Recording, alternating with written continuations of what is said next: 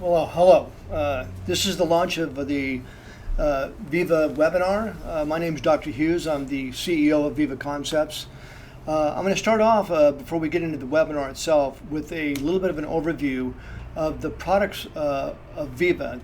The purpose for doing that is you may not have seen them, and separately the products themselves integrate into the information and education on the webinar for today. So let's start out first with just a couple concepts here. This is the first product that we have. This is called a Viva Pack. The Viva Pack is very unique. It's a slider mechanism, as you'll see. On the right-hand side over here is a clear plastic card with an offer on it. Let me get it close to the screen here. This is very much like a Starbucks card. It has a magnetic strip on the back that you swipe on a swiper so that you can record the people that come in and record who passed it out. On the other side is a coin. It's a gift coin. And on the back of the gift coin, as you'll see, is a logo and information of the doctor so that you know, and the phone number so they can contact the office. Both can be swiped. There's a purpose for this Viva Pack, which I'll go into in a moment. Very unique. Let me give a little bit of history behind this. This program is over 30 years old. It started originally with a plain paper card like this. It was called the Care to Share program. I launched it in the early 1980s. And it was literally on the back of it, you would sign a free exam and x-ray for a family member or friend. And then the person would pass it out and their family member, friend, coworker, or neighbor would come in. Later on, in the early 2000s, or late 2000s, we went to a different type of a card, which was simply a clear plastic card. So this was the evolution. This is what came next. Much like a Starbucks card, you'll notice that on the back is a magnetic strip. And much like what I said before, this card, when a person does our program, it comes with a swiper that plugs into your computer, and it simply gets swiped like that, and the patient information goes into a dashboard so you can see it. Very simple. We evolved this product for a reason. We evolved it because the paper card, while it had some workability, got thrown away, lost, and its response rate wasn't nearly as good as a clear plastic card. It had much more value because it looked like a gift card. We then went to a packaged scheme, which is an Viva Pack. It's foiled embossed, very high end. We did that for a reason, because we studied the anatomy of how a referral occurs. If a patient leaves your office within 10 days, they've forgotten about your office. They're not going to go promote you. However, if you have a mouthpiece or a mouth organ with an internal referral program that is on steroids, this piece will stick around the home and the house or a purse or a business for weeks and months. We've literally had them come in a year to a year and 4 months after they've been passed out. So it's very simple how this works. The receptionist simply hands this to a patient when the patient's departing and says, Mrs. Jones, we'd love to have patients like you. Please share this with a family member or friend. We'd love to assist them with their dental health. It gives them an initial exam and x-ray at no charge.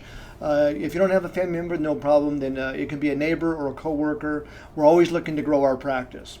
So that's product number one. Now, we'll come back to this during the presentation, but remember, this is a mouthpiece for months and months after your patients leave the office. The reason we went to that Viva Pack is because the redemption rate of people bringing them back in was 3 to 5 times higher than a clear plastic card, much less a paper card. The next product we had is a product, we call it a Viva Mailer. It's a high-end presentation card that's foiled, embossed, with a clear plastic card, much like a Starbucks card, on the outside of it. Now, this particular mailer comes with 2 cards. It has one card on the outside. The card on the outside is for the patient of record. So when we mail it to your database, it gets them to come back for treatment plan acceptance. Usually there's a $50 or $100 gift card on there toward treatment to complete their treatment. The second thing inside the card when they open it is a second card. So let me open this and show you real rapidly. There's a second card and an insert. This is what it looks like. So they open it up and they'll get a second card, and there's an insert which is a customized message from your office. The card itself, as I showed you, has your logo, your branding, colors, and the offer that you want on it. But the message is important because the message tells them two things. It tells them, first off, dear patient, I've enclosed 2 gift cards for you, one on the outside, which is to assist you with your treatment to complete yourself to good dental health. Separately inside, I've enclosed a second card for a family member or friend to assist them with their dental health. That goes out to your database, and it works incredibly well. Let me show you what it looks like when it gets mailed out. It gets mailed out in a clear plastic envelope, much like this. That's what it looks like. This is one sample. Here's another one. There's various ones that I have here that I'll show you. Now, this is done in a clear envelope and in a high aesthetic presentation for a reason. The open rate is nearly 90 to 95%. On the back side of the envelope, as you'll see, is the indicia, the customer or the patient's address. It's almost impossible not to open it if you receive it. So I'll come back to those 2 products. That's a bit of an orientation.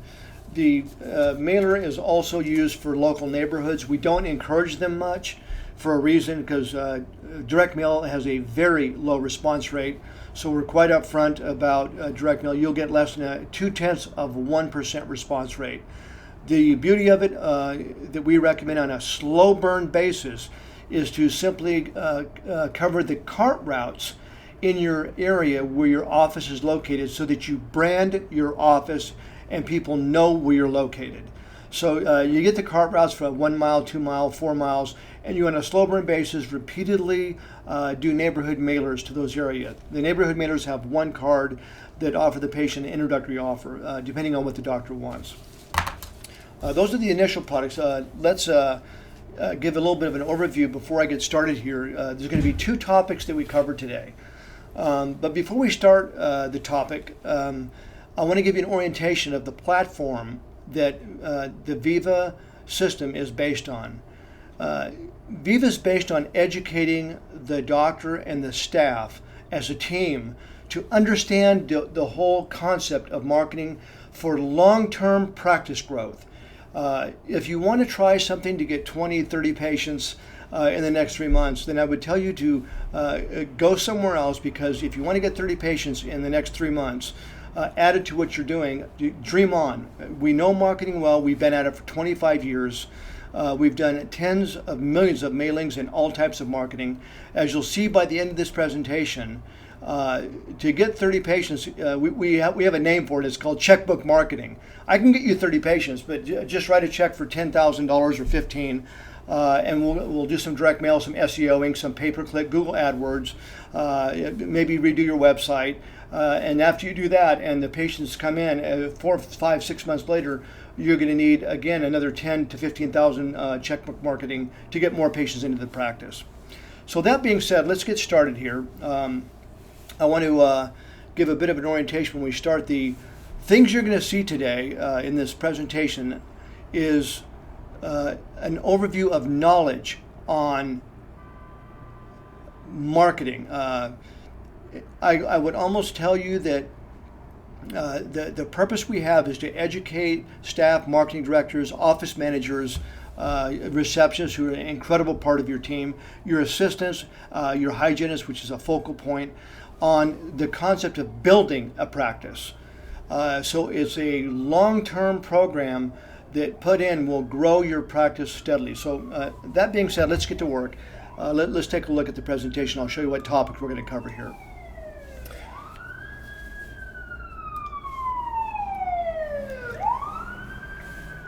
Okay, so the first thing we're going to talk about today is the most interesting topic that we could ever talk about, and that's you. When I say you, that means you, the doctor. I'm talking about you because there will be never a more powerful resource in your practice in terms of marketing than yourself. And if we can work to get you educated on the knowledge of marketing and the business laws of how that integrates into long-term practice growth, then we're golden. From there, we can transfer that information and knowledge as a team to your office manager, your receptionist, your director of marketing if you have one, your assistants, and your hygienist. So what is Viva? The Viva program is a journey in obtaining knowledge and understanding on the subject of marketing, how it works, and its vital importance to long-term practice growth. So here are the two topics that we're going to cover for the day. The topic number one is the basic marketing laws to practice growth. Topic number two is called the single channel, and I'll describe what that is when we get to it. Let's first take up the marketing laws to practice growth. So the first concept or law that we're going to cover, this is a law for any business. So I'm going to separate out the two functions we have in terms of operating a practice. One is the technical aspect of being a dentist, your continuing education to expand your knowledge and expertise in that field. The other hat, which we didn't much get trained on, is the hat of business. So when I'm giving you these laws, these are marketing laws and business laws to grow the practice. This is the first law. There are only 4 factors that determine the growth of any business. There will never be any more than 4 factors. They're the same 4 factors that have been around since business started. These factors you will find in Harvard Business School, Pepperdine University Business School, USC. Any business school you go to or college is going to teach you these 4 factors. In short, we're going to give you, quote, an MBA degree in marketing in a rapid order over the course of our program. So the first factor for any business to grow is they must have new consumer acquisition. That's factor number 1, which is right here. For the dental industry, it's new patient acquisition. Once you've acquired a consumer, that's usually through advertised marketing, word of mouth, websites, whatever you do, you must acquire new consumers to grow that practice or to grow that business. Factor number 2 is once they come in, you have consumer sales. So if they come into any business, they need to be sold something or the marketing dollars are wasted. For a dental industry, we call it treatment plan acceptance. The crass term is sales, and you are doing sales, so that factor is important. The third factor is once they've come in and you've acquired them, and you've now sold them something, and they have some portion of their treatment done, you now have a consumer retention program to build that database. Consumer retention is far more important than first meets the eye. So we'll come back to that in a moment. Factor number 4 is consumer reactivation / recall.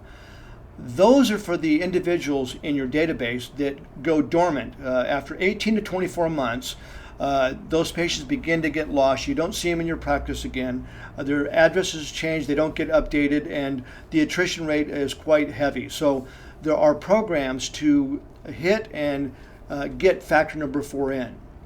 Now, when I show you these 4 factors, I want to go back to factor number 1 for a second here, which is new consumer acquisition. In doing any marketing, if the marketing encompasses all 4 factors, you are golden and your practice and your business will steadily grow. If you focus just on new consumer acquisition, and you stay focused on this without the other 3 factors, you're going to have a rough time. It's as simple as that. You will do marketing by checkbook, and you will have ebbs and flows in your practice depending on the season or the weather, which is not much to depend on. So here's the next law. Business growth. The size of your database controls the growth of your practice. So take a look at this diagram very, very simply. You have a small database here when a practice first begins. As a practice grows, that database should grow with it. Now, what I can tell you as the years go on, unless that database grows, the practice will stagnate and be down one year, up the next, or level for several years in a row. Whatever is occurring, unless there is a plan to grow this database, this practice will not grow. you can almost put a dollar amount on each one of those boxes, because your practice, if I had the size of the database, I could tell you the revenue that you're generating each year. So knowing that this box, let me go back one slide here for a second. I'm going to call this database box the golden box. Let's just call it the golden box, and I'm going to tell you why in a moment. If the database is the key to business growth as a law, it doesn't matter if you're Nordstrom's, Victoria's Secret, Starbucks, or whoever, JCPenney's, or a dental office. They're all working to grow that database. That is their primary focus, using the 4 factors. So knowing that the golden box is the focal point of growth of a business, we need to know the anatomy of that box. So the anatomy of the box is quite simple. The first anatomy is that we need to know the size of this box. What are the active consumers in this box, or the active patients? And if you know that, then all of a sudden, if you see 5 patients coming in and 3 going out, you can do this by the month, by the quarter, or by the year. Then in this scenario, the database is growing and that practice will grow, and so will the revenue. Pretty simple formula. On this next box, if we look at the anatomy, there's 3 patients coming in, but the attrition rate, or the patient leakage, or the consumer leakage, is heavier than the incoming consumer.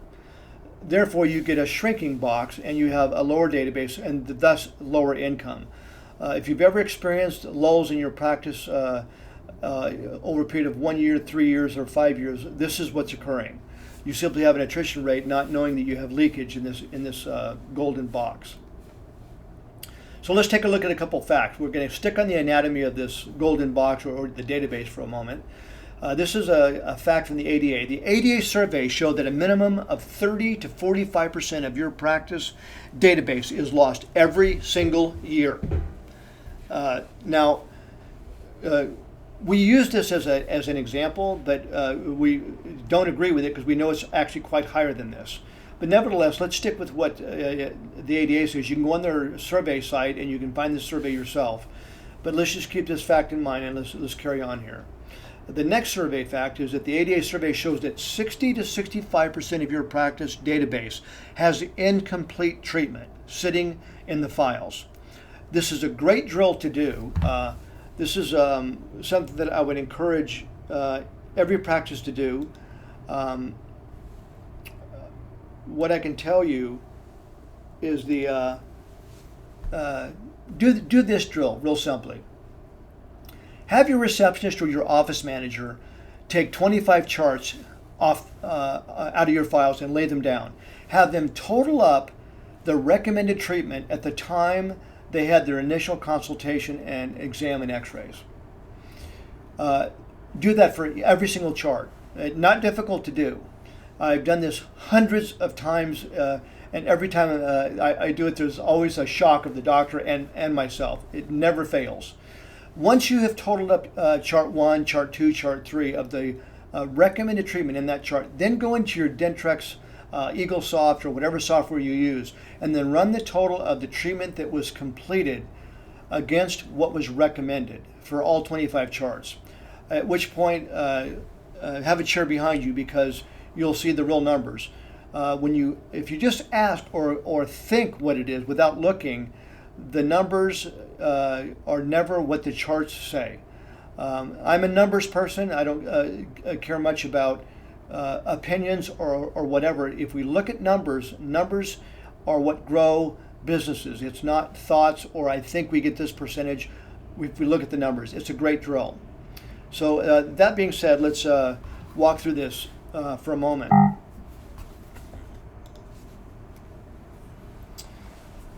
What we try to do and what we're successful at is we stop the leakage through retention and reactivation. If we know there's leakage here and we can stop the flow from going out and increase the consumer acquisition, we can get growth.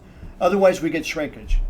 So if we take a look at why the Viva system was developed, our database mailers and our retention and reactivation programs are aimed at hitting your retention patients to stop or slow down the leakage. You'll never get rid of all of it, but you can certainly slow it down and build the database. So growth comes from four factors. This is a diagram showing the database and the four factors, which is new consumer acquisition, treatment plan acceptance, consumer retention, and consumer reactivation/recall. If the marketing encompasses those four factors, we're going to grow that database. It's nothing you're going to get in 1 month or 2 months. It's a program. I cannot emphasize enough that when a system goes in and there's a methodology to it, that system will result in a product or something that's done and accomplished. If there's not a system and it's haphazard, then sometimes the first factor number one's done, which is consumer acquisition. Then once in a while we'll do factor number 3, which is an email blast for consumer retention to see if they'll come in for something. Or we might call some. That is a haphazard, do a little here, do a little there, the staff running around trying to do and handle these four factors. So here's a question that I have. It's an interesting question. I ask it of many doctors. The question is this: are you going to transition or retire at any time in the next 30 years?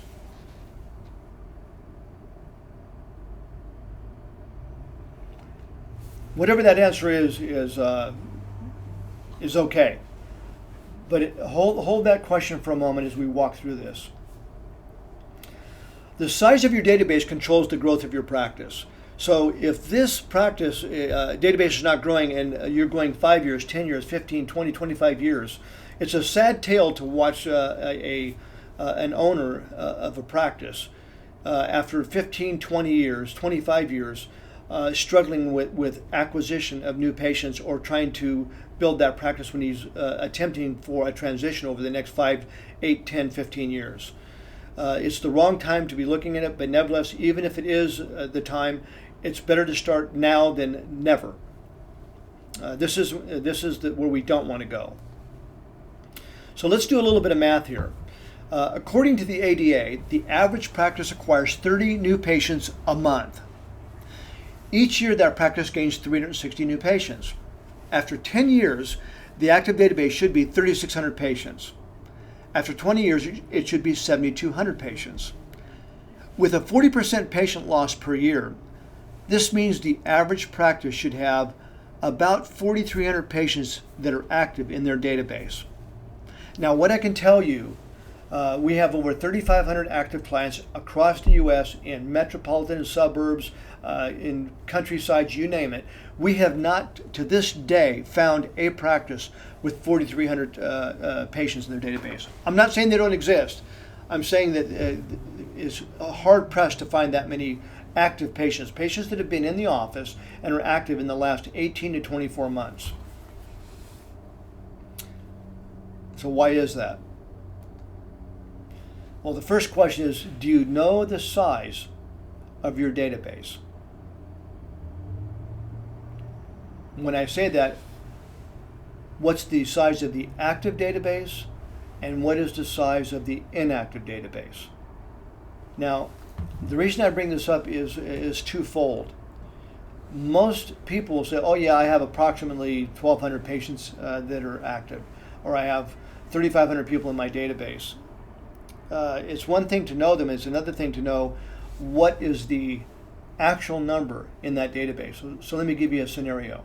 If you have 3,500 patients in your database, and let's say 2,000 are inactive, the first thing is that inactive database can be recovered through, let's call it an NCOA, which is a national change of address running on that database to update all the area codes where those people live, the states where they live, so you can take the 2,000 people, cull the list to find out where they live, plot them against the area codes where you live, or if they're in your area still, and you can recover those. So why mail to 2,000 when that list is going to be 823, and the rest have moved away, or they're deceased, or they're in another state or a zip code area that's 60 miles away from you. They're not going to stay with you. Same thing with the initial active database. Now I can tell you by actual experience that if you have 1,200 in your database and we go to mail to it, the addresses that we get kicked back on it is anywhere between 30 to 35%, because the list isn't updated when the field is typed in by the receptionist or the insurance person. If I say 1025 North Brand and I forget apartment 301 and I say apartment 30, it's kicked back, it never arrives. So updating that list and getting an accurate, clean list is the first step to really understanding and knowing what is in that database.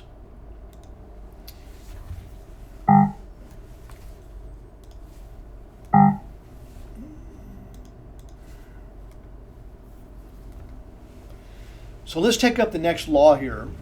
This is the gross income law. This is the law that will expand any business. And the law is very simple. It says it is not the quality, but the size of your database and the number of mailings to it that determines your gross income. That's an interesting datum. So the first question I have is, how many times have you mailed to your database in the last 2 years? Next question, how many times have you mailed to them in the last year?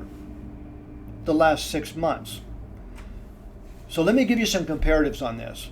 Let's take companies, I'm sure you have, that you shop at places like Nordstrom's or possibly Victoria's Secrets or JCPenney's or wherever you shop. I have to ask you a question. Do they ever mail you anything on a timely basis? The reason I'm saying this is because these companies or businesses know this law. They will mail, if your wife goes to Victoria's Secrets like my wife does, then I can tell you one thing, is that you're going to get a mailing every single month from Victoria's Secrets. It's a coupon, it's a free this, get a free garment or a free bag, and then you come in the store and you buy something else. They're on to that database all the time. They follow that up with emails, but they always send hard copy. So does Nordstrom's, so does JCPenney's. If you shop or if you go to Kohl's, you know that you get brochures, specials from them. How often? You get them every month. You get them seasonally, you get them at Christmas time, you get them at summertime, spring, you name it. For some reason, there's a different concept because, quote, well, I'm not Nordstrom's and I'm not a Victoria's Secret, so I'm a dentist. That's right. And that database, if we neglect the law, this is where they're hitting consumer retention heavily. So consumer retention comes about through constant contact with that database. It causes loyalty, it causes retention, and it causes reactivation to get your consumer to come back to you so you can complete the incomplete treatment that's sitting in those files. So what is the size of your database? Your growth and income is controlled by the size and number of people in your database equals retention. So we're going to talk about retention as one factor here. And you can take a look at the databases on the bottom down here that are different sizes. And I can tell you this small one down here is doing 200,000 to 300,000 a year. The next one's doing 3 to 450. The next one's doing 5 to 700,000. This one here is doing 750 to 850. This one's doing 850 to $1.2 million, and this one here is doing 1.2 to $2 million a year or more. It is the size of the new consumers coming in, the retention programs going in, how many days of hygiene you have, and this is your long-term practice growth. Without this practice is, I call it Hobson Jobson. It's going to go up and down by the years, and at the end of 5, 10, 15 years, that database is going to absolutely be the same size it was the day you started, or within the first 3 or 4 years that you started. It's what we're trying to educate the practice owner into some business laws to reconcile this. That's why it is a plan and a strategy to move forward and upward. So back to Viva for a moment. A lot of this information you're seeing is very distilled information, meaning that it comes from a lot of study and research over 25 years that culls down into very precise factors so that you don't have to go read 500 books. These are the factors that grow a practice. The Viva system uses all four factors. It does new consumer acquisition, it does treatment plan acceptance with its database mailers, it does consumer retention, it does consumer reactivation recall, called the Viva hygiene system. Our program has modules or training systems for each factor to grow this practice. The product itself that you've seen, the Viva Pack and the mailer, are quite secondary to educating on the marketing, because our objective is to lower all of your marketing. So that being said, I'm going to take up, let me just back up for a second here. I'm going to take up one aspect or one factor. I'm going to talk about factor one. So remember, there are four factors: factor one, factor two, factor three, and factor four. I'm going to take up one aspect of factor one. I'm going to take you through one small training module called the single channel. This is just a microcosm of the modules that come under each factor. There is a treatment plan module, or modules plural. There's consumer retention, and the heaviest one is the consumer reactivation recall modules for building a incredibly strong hygiene department for consumer retention. So let's take up this first one. So realize what we're doing here on topic number two is we're taking one module of training that is real important to have any marketing work, not just our marketing. And this is called the single channel. So the single channel is this. Every office does all kinds of marketing. You have referrals, you could have TV, Yelp, radio, website hostings, SEOing, direct mail. You could do Groupon, reach local, 1-800-DENTIST. There's many different things that elicit people to inquire into your office. This single channel is by far the largest and most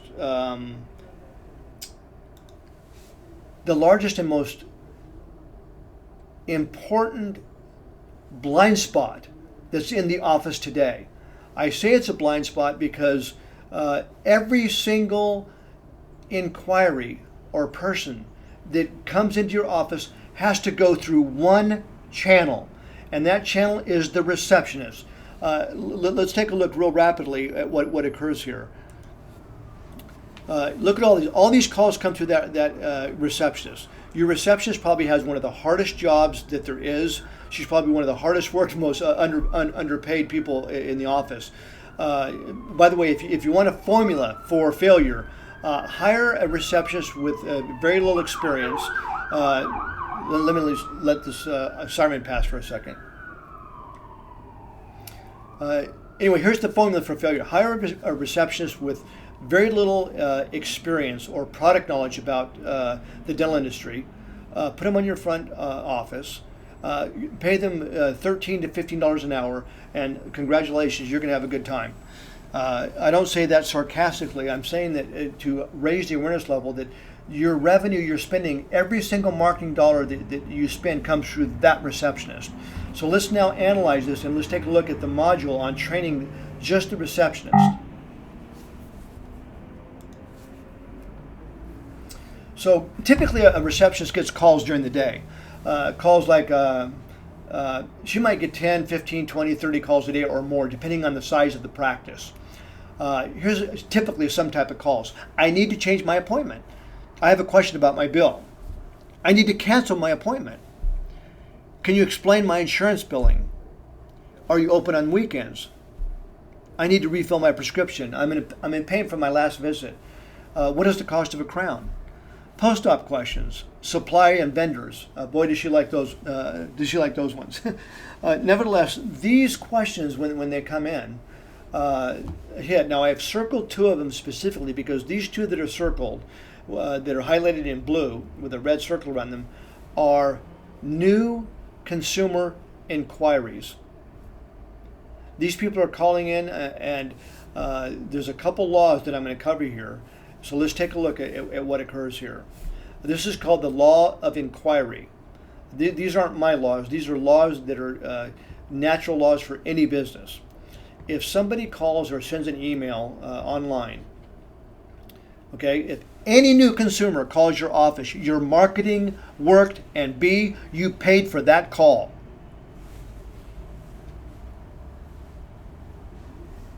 They may have seen a sign in your building. It might be a website. It might be a personal referral. It might be an ad you did, a direct mail, whatever it is. The moment they call your office, you paid for it. And it says that your marketing worked.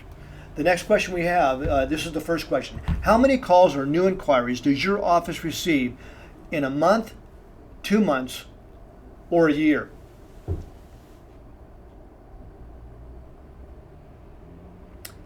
The question on that box there is there for a reason, because I can tell you that 99% of people have no idea how many inquiries they get. This is the blind spot. Unless you have a recording audio file on every single call coming in, and that call tracks or media tracks number is on your promotional piece, it's on your website, and you're tracking the new calls, it's almost impossible to know what those are.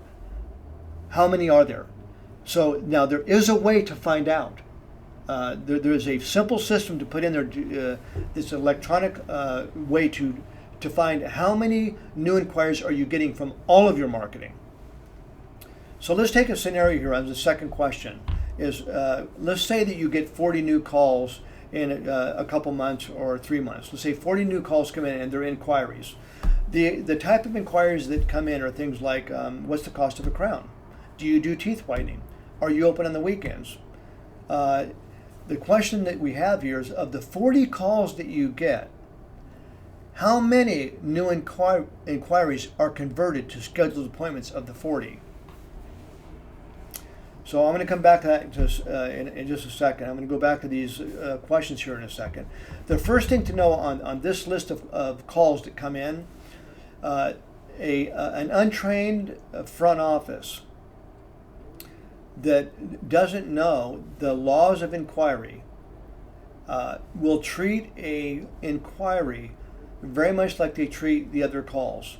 Someone calls in and all of a sudden, are you open on the weekends? No, we're not. Okay, thank you very much. Click, that patient's gone, you've lost him. That patient can be converted. What's the cost of the ground? I'm sorry, we don't do prices over the phone. It depends. Could you come for an x-ray? Well, I can. Could you just tell me a price? Well, I'm sorry, but we don't give a price over the phone. Thank you very much. Click, lost that patient. So the laws of inquiry, the moment we train a front office, all of a sudden, when they get these call in, the red alert goes up. They go, oh my gosh, I need to go into converting this person into a scheduled appointment. So once you know the laws of inquiry, this is a red flag when someone calls in to inquire. The drill goes in to do something other than just answer a question, because their job is to convert to a scheduled appointment. They need to know that you paid for that call, that your marketing worked. What marketing do you have out there so that they know when somebody does call, you've paid for it. So let's go back to this. How many new inquiries are converted to scheduled appointments? So here's the answer to that question. We did audio file research from 2010 to 2011. We researched over 10,000 calls into dental offices of every size you can imagine across the U.S. The conversion rate average was 23% conversion rate. That means out of 40 new calls, that 9.2 were scheduled. Now we're into the cost of all of your marketing. If you convert, let's say 9.2, let's round it off to 10, that's 25% of the people that actually contacted your office. So you've lost 75% of the people inquiring to ask for prices or to ask whatever questions how much is an exam nectar, whatever it happens to be, they're being lost. That being said, that means that your marketing dollars are going up. You can do a direct mail piece and no one comes in and they're not scheduled. You go, what happened? My marketing didn't work. What we're going to go into is, since we know it's 23% conversion rate, or 25, whatever it is for your office, we now teach the receptionist the laws of conversion. There's actual laws that are developed. And when these laws are applied, much like the law of gravity, if you drop an apple while you're standing up, you know for certain that it's going to fall on the ground. Much like the laws of conversion.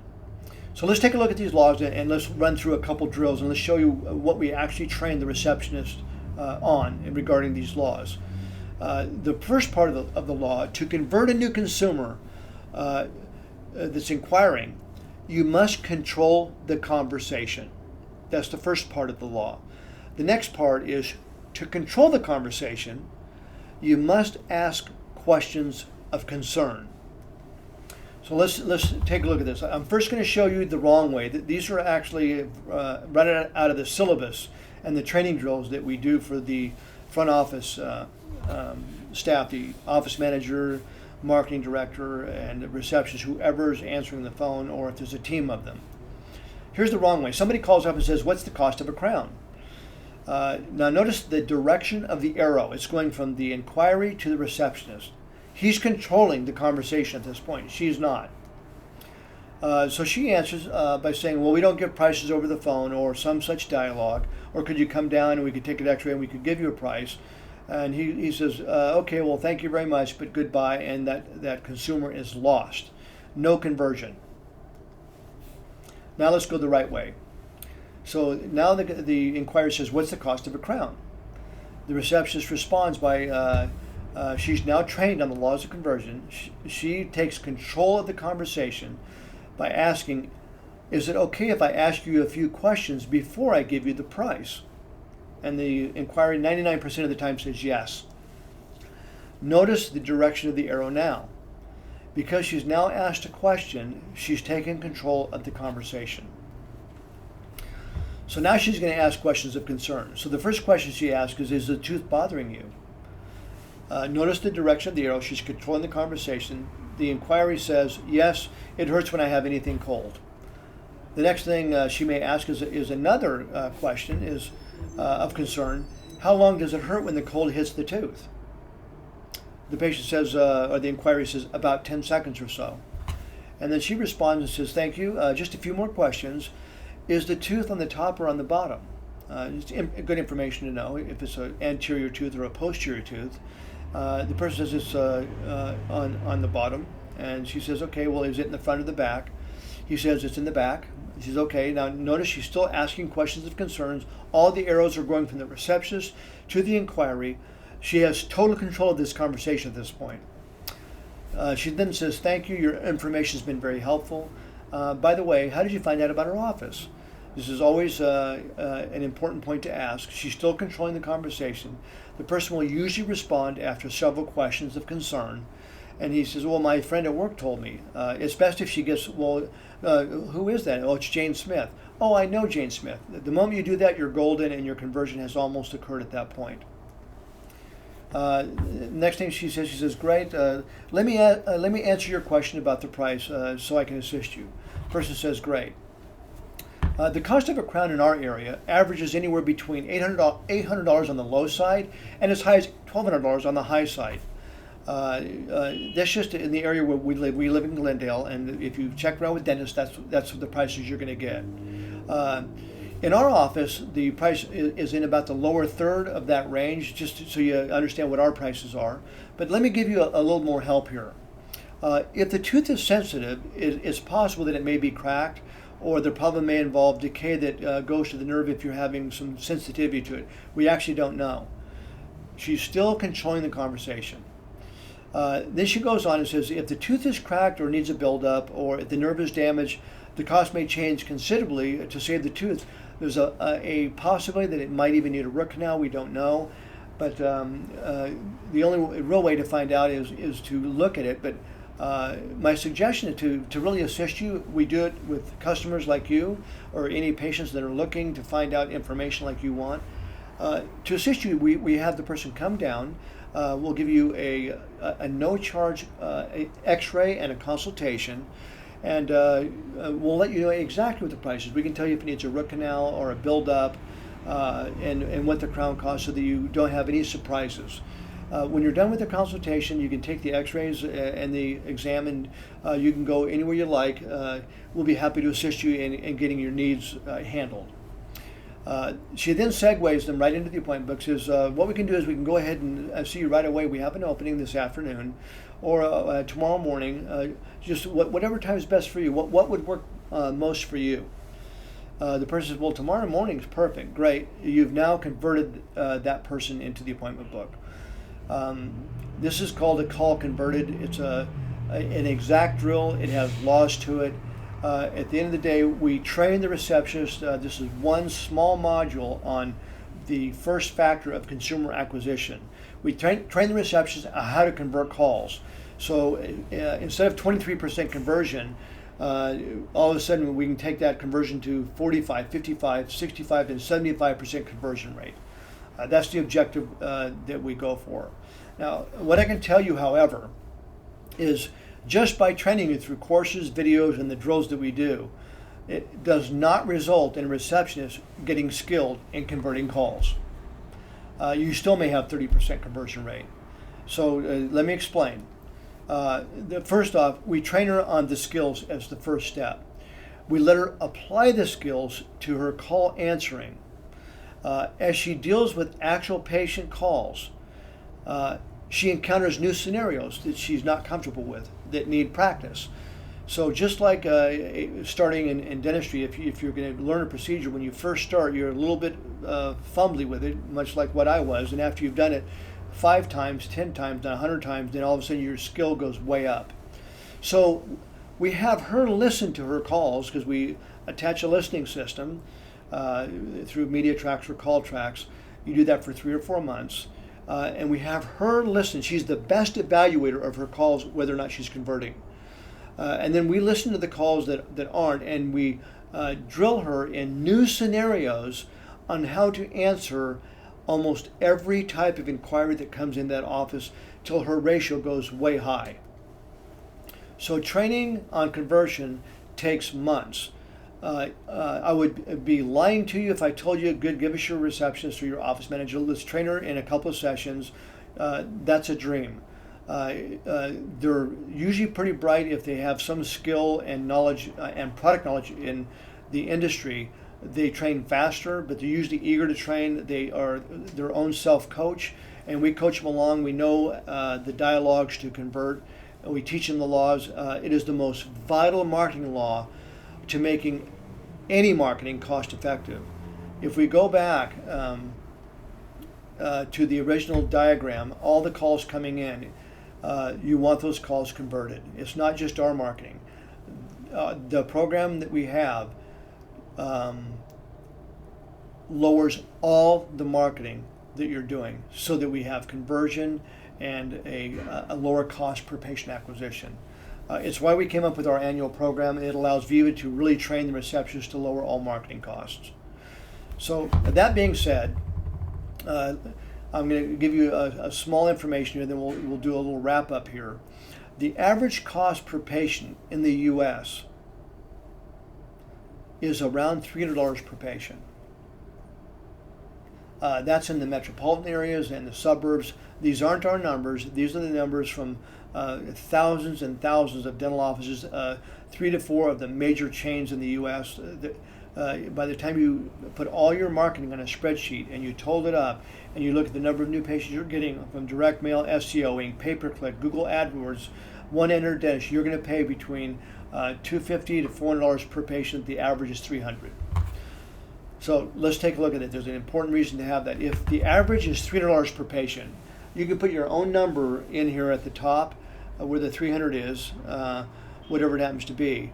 And if you can get one referral from that patient that you've promoted to, that takes your cost per patient acquisition from $300 per patient down to $150.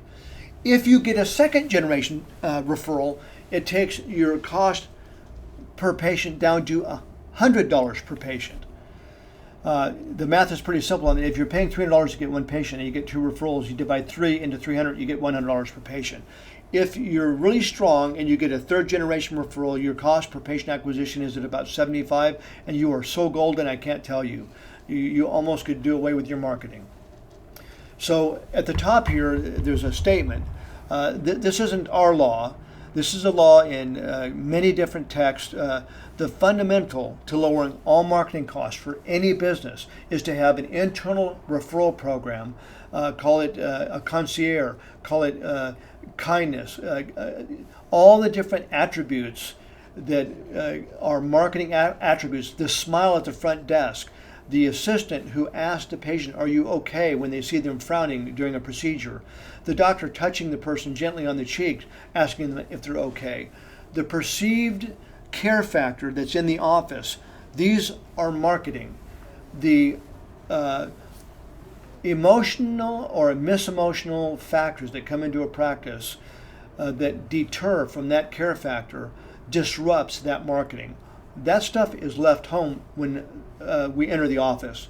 When you enter the office, there's a fantastic book. It's called The Nordstrom's Story. Nordstrom's has an unbelievable story about consumer or customer retention and customer service. And that care factor is marketing, how you dress, what your office looks like, its cleanliness, the professionalism that you do, the care factor that you place. Those are marketings that dramatically increase the fundamental of a personal referral. So your internal marketing, of all marketing you're doing, whether you stick with Viva or don't do Viva, put in a strong internal referral program that's on steroids to get your referral system up. It's the only thing that will ever lower your marketing. So here's just a quick wrap up, and then we'll be done here. The question again is, are you going to transition or retire at any time in the next 30 years? This is a question that I would keep in front of yourself for a while and look at it, because it's a motivation to take action. That's why I have it here. My wish for you, the doctor, and the staff is to get highly educated and knowledgeable on the subject of marketing basics and laws, to really build this practice for the long haul, so that when you get there, that database is growing, and there's no substitute for knowledge. So the size of the database controls the practice growth. This diagram is what we don't want. Over the years, we don't want a slowly dwindling practice or database size. We want one that continually grows.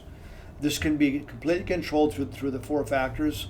The most important thing we're trying to address here is the goodwill of a practice. As a practice grows, it has value. That value at the end of transition will assist greatly in the retirement and peace of mind that a doctor has as he approaches there. The 25 years or 15 years comes very rapidly. So the goodwill is the primary factor that gives the value to a practice. There's only 2 values. The value is the goodwill, and the other value is the equipment. And there's not much more than that. If there's a building with it, that's different, but those are the 2 values. The value of the database, which is defined here right out of a dictionary. What is goodwill? It's the positive reputation of a business and its likely continued patronage by clients, or more direct. So again, the laws come down to only these 4 factors. Like I said, we took one factor here, which is factor 1, and we gave one module on it. There's modules to train everybody on each of the modules. Treatment plan acceptance, this is a killer. This can dramatically increase an office overnight if you have a team behind it. There's a triangle and laws behind treatment plan acceptance. I'll give you one of them just as a tip. It's a fantastic law that can double and triple the treatment plan acceptance in an office. I can tell you right now that here's the law, that the treatment plan acceptance in your office is directly proportional to the volume of education you've given that patient about their condition. That isn't my law. Those are numbered facts. There's a treatment acceptance triangle. At the top of the triangle is called education. At the lower left triangle is a one called images or pictures, so that you can teach them nomenclature at their level. And the last one is finance coordination or finance. That equals your treatment plan acceptance. So your finance coordinator is key. Your assistant plays a far greater role in treatment plan acceptance than you would ever imagine. Product knowledge is the key to all of them. We do the same thing for a consumer retention program, and the most powerful one is the consumer reactivation retention program, which we call the Viva hygiene system. and that puts the hygiene department on steroids, whereby your practice is built and retained through the building of a hygiene department that puts the hygienist on a revenue share with the overall production, with her building a practice within a practice. Every hygienist in a practice, after a very short period of time, should be generating minimally $270,000 to $300,000 a year for a practice. I'll tell you a real quick story here. It's just an interesting story. I was at an office. I was at an office about 10 days ago here in LA, and this office has been around for about 20 years. A really nice lady, very conscientious, beautiful office, 8 operatories, 1 hygienist, 4 days a week, and 3 staff, and doing pretty good production, but fighting it all the way. I had her statistics for 3 years, and she's seeing an average of 500 to 600 patients every year. She's been doing that for 20 years. In the last 3 years, she saw 1,800 patients. Well, if you look at a recall, and if the revenue share and hygiene laws were in place, that practice just in 3 years would have at least 1.5 to 2 full-time hygienists, each hygienist producing about $300,000 a year. That practice faction today should have somewhere between 4 to 6 full-time hygienists after the length of time she's been in practice, with a 40% loss of her patients. Right now, that practice should be generating $1.2 million a year just from the hygiene department. Many practices exist like that. They're definitely over the country. I've been to them. With a 30% overhead in the hygiene department and a revenue share for the hygienist, the doctor takes home about $750,000 a year from those 3 to 4 hygienists being in that office, if he never shows up at all. That's how powerful the hygiene. It also builds and retains the database at the same time. So the 4 factors combined are a real critical factor in building this database for the long haul.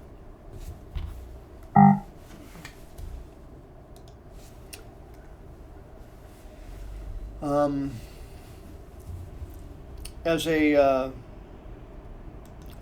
final note here, I want to give you a little perspective or philosophy that we have. Viva was really co-founded by myself and one other person. His name's Fareed Tabibzada. He's been in marketing, dental medical marketing, for over 25 years.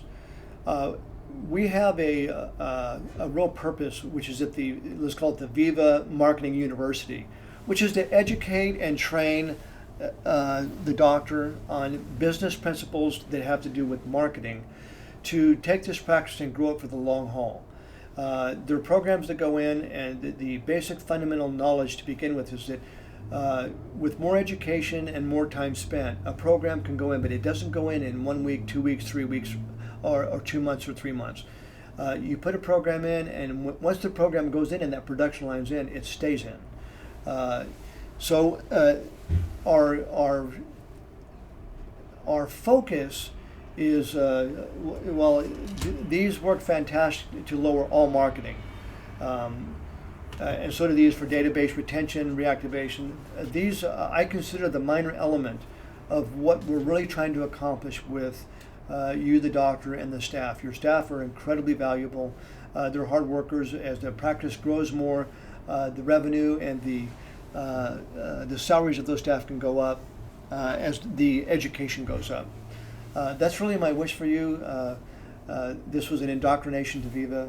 I hope you've enjoyed it. It's an orientation of one microcosm of what we cover over the year in our annual program. I hope you've enjoyed it, and I hope to see you at Viva. Thank you very much.